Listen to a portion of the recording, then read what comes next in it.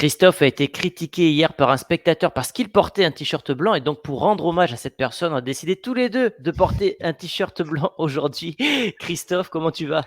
Écoute, ça va bien, ça va bien. On m'a dit que c'était pas présentable. Je savais pas qu'on bossait à la télé avec des normes et des us et coutumes à respecter. Mais bon, c'est pas de la provocation, je vous assure. J'adore les Très drôle, t-shirts gars. blancs, mais Ouais, ça peut être pas pareil. assez amusant, ouais. Bon, Ça au va et toi? programme. Bah écoute, ça va. Je viens de me faire masser là il y a 1 heure de cela, donc je suis Détendu. détendu, hyper bien. Et là, aujourd'hui, on va parler de la petite pépite du Barça, Lamine Yamal, qui nous a encore régalé hier. Il est décisif sur 3 des 4 buts du Barça, alors qu'il est rentré à la 79e minute. Bon, j'ai pas vu le match, mais j'ai vu le résumé. Assez impressionnant. Et donc, aujourd'hui, on va vous le présenter et on va essayer de répondre à la question, est-ce que ça serait pas, par hasard, le remplaçant parfait de Dembélé, qui va, lui, signer du côté du Paris Saint-Germain normalement? Exactement. Après, il y a quand même des limites. Moi, j'ai des limites Allez. à soulever par rapport à ce joueur qui est talentueux, Qui n'a que 16 ans. incroyable, voilà, qui n'a que 16 ans, qui vient d'avoir 16 ans. Mais j'ai des limites et il faudra les exprimer, des limites intrinsèques, des limites aussi par rapport au Barça. Ce n'est pas une vidéo à charge parce qu'on va mettre en avant le joueur, mais Bien il y a sûr. quand même des choses à nuancer par rapport à tout ça. Point important, tu le disais hier, il est rentré et il a fait la différence dans cette équipe du Barça qui jouait le trophée Gamper face à Tottenham, Ils étaient menés mené 2-1. Ouais, mené 2-1 et son entrée a changé la physionomie de la rencontre, entre autres, puisqu'il n'est pas tout seul à être rentré. Mais c'est vrai qu'après son entrée, il y a eu 3 buts qui ont été inscrits et on a vu tourner sur Twitter et sur les réseaux sociaux hier quand même beaucoup de compiles de sa prestation. Ouais. Passe décisive sur le but c'est qui? C'est Lewandowski. Non, c'est pas sur Lewandowski, c'est C'est Ferran Ferran Torres. Torres. Ouais, Ferran Torres. Et puis cette capacité à éliminer son adversaire en 1 contre 1 avec des coups de rein incroyables. Un joueur qui peut être, je dirais même, un peu provocateur parfois. Alors, c'est pas été le cas spécialement hier, mais dans cette façon, tu sais, de vouloir dribbler, ça peut faire penser à, tu sais, les petits joueurs dans les cités, tu sais, qui adorent dribbler et tout ça. Il y a ce côté un peu foot de rue, je trouve, dans cette capacité, dans cette façon de dribbler et d'éliminer les joueurs. à Marseille, on a un joueur qu'on a surnommé Ish Ish, c'est Amin Harit, qui est justement ce Ouais, côté où tu vois, il d'accord. a le ballon et sans le ballon, il va te faire une feinte de corps, comme on a vu hier Ouais, Lamine c'est Yamal ça. réaliser. Ouais. Et moi, je t'avoue, j'aime bien. J'aime bien ce côté-là, j'aime bien ce jeu de corps, j'aime bien ce jeu C'est sans des joueurs ballon. différents. C'est des joueurs Voilà. différents.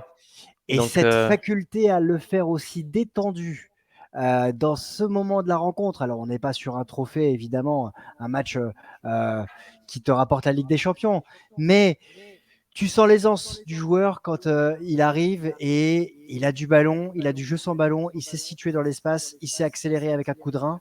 Voilà, ça fait plaisir quand même de voir un joueur comme ça, un jeune joueur propre. et il y a un petit paradoxe avec lui, c'est que, tu sais, ce genre de profil qui aime dribbler, c'est souvent le joueur qui veut en faire trop. Tu sais, qui veut faire le dribble de trop parce qu'il Mm. aime, pas humilier, mais montrer sa capacité à être supérieur à l'adversaire. Ben, ce joueur-là, je l'ai bien regardé dans les vidéos, il va justement avoir cette finesse et cette intelligence de faire la passe au bon moment lorsqu'il arrive à l'entrée de la surface, ce qui peut rappeler, parce qu'il est gaucher, un certain Lionel Messi. D'ailleurs, aujourd'hui, la presse catalane le compare à Lionel Messi parce que Messi a été découvert lors du trophée Gamper en 2005 Mm. contre la Juve. Et donc lui, pareil, a éclaté aux yeux de tous lors du trophée Gamper, donc en 2023. Mais dans cette capacité à faire la passe dans les intervalles, etc., il peut faire penser à Messi. Alors, on lui souhaite évidemment le même avenir. La comparaison est très facile parce qu'il est gaucher et qu'il joue au Barça. Mais ouais, joueur que le Barça va utiliser cette année, c'est sûr, et que nous, on va suivre. Évidemment, évidemment. Joueur qui fait partie du top 5 de la Liga, des plus jeunes joueurs à avoir disputé ses premières minutes avec Opta. On a récupéré cette stat évidemment par rapport à la saison dernière. Il a disputé ses premières minutes face au Real Betis, 7 minutes Mm. de jeu. Et c'est le plus jeune joueur de l'histoire du Barça à avoir disputé ses premières minutes en Liga. Ça vous montre tout le talent qu'il a et le regard que Xavi a dessus.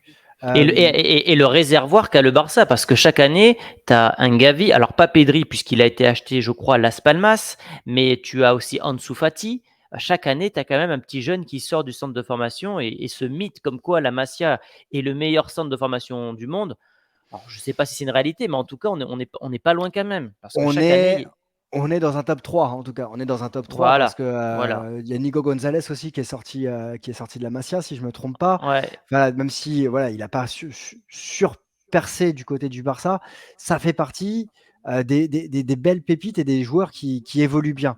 On le disait tout à l'heure, ouais, voilà, Lamine Yamal, il vient d'avoir 16 ans. Contrat jusqu'en 2024, ça me choque là. Bah justement, en off, je t'avais dit, sans révéler et sans trahir de secret, en off, je t'ai dit pose-moi une question sur son agent, on va y venir. Parce qu'il faut savoir qu'en fait, c'est Christophe aujourd'hui qui a préparé les slides. Des fois c'est moi, des fois c'est lui. Et donc moi, en fait, je découvre les slides en même temps que vous, puisque je venais de me faire masser. Donc là, je vois le contrat en 2024, assez surpris. Donc je pense que le Et ouais, Barça va vite le blinder quand même, parce que mais sinon, on a un joueur, voilà, 16 ans, 1m80. On peut dire que c'est un joueur qui est fini en taille, qui n'est pas encore fini peut-être physiquement. ah non, non, Mais non, tu grandis encore quand tu es un tu garçon, crois, tu tu grandis. crois? Ah ouais, ah oui, Ouais. oui, oui, un garçon, ça grandit jusqu'à ses Merde. 18-19 ans. Hein. Il n'est Ah, pas mais moi, fini, je j'ai arrêté pense. de grandir à 15 ans. Donc, bon, Ah en même temps, non. ça se voit, 1m75. Voilà. Bref.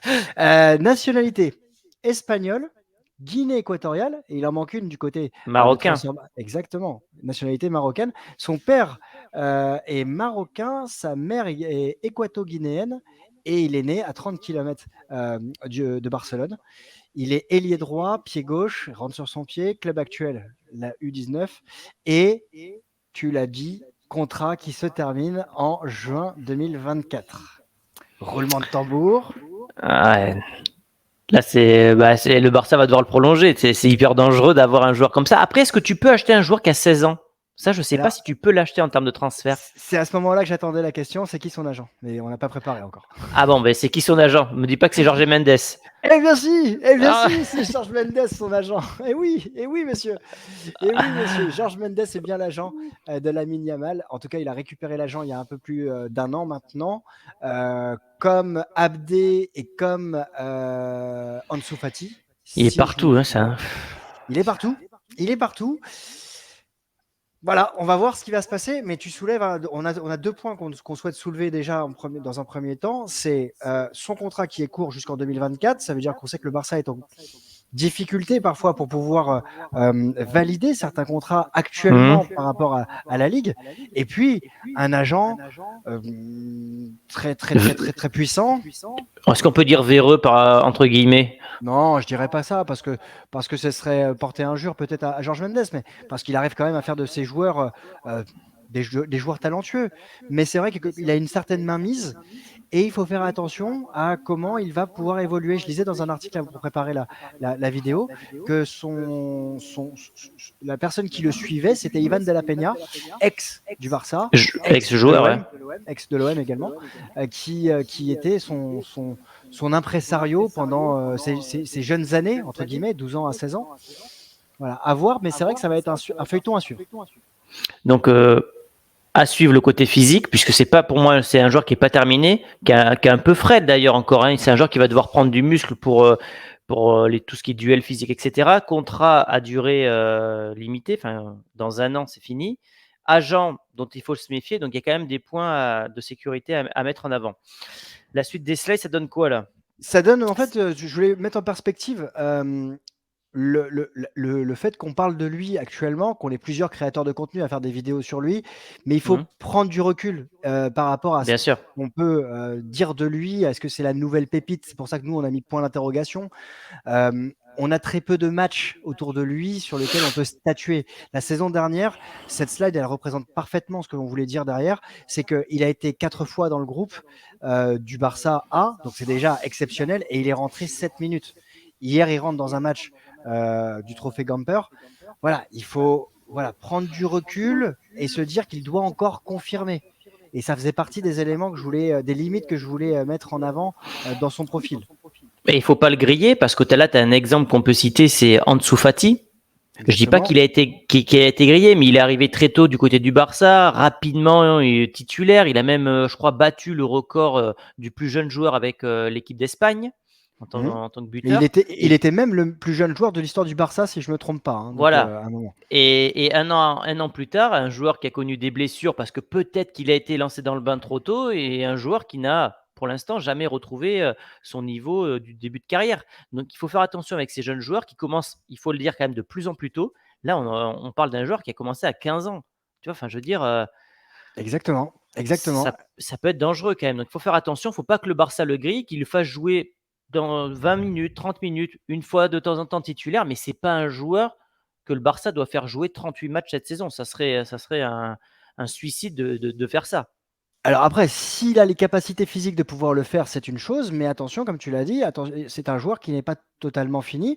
Moi, il y a des joueurs qui me font penser, toute proportion gardée, évidemment, quand on parle de pépites, quand on parle de diamants bruts, il y a des joueurs qu'on a mis en avant du côté du Barça, mais comme dans d'autres clubs, mais là on fait un focus sur le Barça. Il y a Bojan Kirkic, qui était vraiment un joueur, un talent qu'on espérait voir plus haut. Dos Euh, Santos. Giovanni Dos Santos. Je pense aussi à Mounir El Haddadi qui avait pris la nationalité espagnole avant de changer et de prendre la nationalité marocaine. On est dans le même type de profil de joueur, tu vois. Et c'est pour ça tout à l'heure que je te parlais du mythe. C'est parce qu'il y a aussi beaucoup de talents qu'on survend parfois du côté du Barça et on se rend compte qu'ils sont pas si exceptionnels que ça. Il y en a toujours un qui perce. Là, dernièrement, c'est Gavi. Gavi depuis 2 ans, même si moi j'aime pas trop le joueur, sa mentalité, ça reste quand même un très bon joueur, mais ils arrivent à faire éclore quelques pépites. Ah On mais verra, si, voilà. on verra dans quelle catégorie il sera, mais il ne faut pas que le Barça le grille. Moi, je me rappelle aussi du début de carrière de Messi. Messi se blesse souvent au début de carrière. Alors, c'était lié à tout ce qui était alimentation, etc. Et c'est qu'après, à partir des 22-23 ans, que Messi n'a plus du tout eu de blessure de sa carrière. Ah mais tu fais bien de le préciser. Cette période de vie, en dehors de l'alimentation, il y a aussi le corps qui doit se terminer. Bien sûr. Ça fait partie des éléments qui doivent être pris en compte par le club et par son entourage aussi pour ne pas le griller trop vite. Et puis, il va avoir des choix de carrière aussi importants à faire. Là, du côté du Maroc, on se pose la question de savoir si Walid Regragui ne devrait pas l'appeler dans la sélection A dès le mois de septembre pour l'intégrer, pour aussi l'impliquer éventuellement pour la Pour le, CAN à arriver au mois de janvier, alors pour le que bloquer surtout. alors le bloquer, après, on l'avait vu avec Mounir, il n'avait pas forcément joué tous les matchs.